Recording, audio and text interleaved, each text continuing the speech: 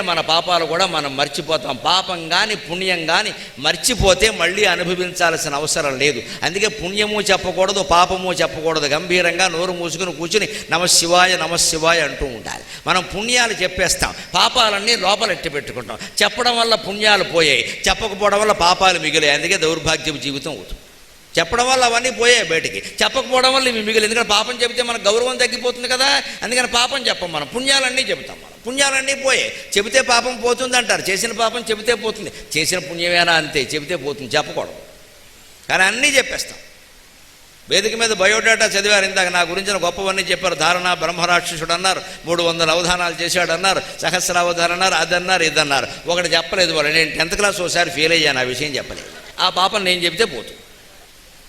ఇంత మేధావిగా 300 అవధానాలు, 10 శతావధానాలు, 1 సహస్రావధానం, 1000 పద్యాలు ఏకదాటి ధారణ చేసి 18 పుస్తకాలు రాసి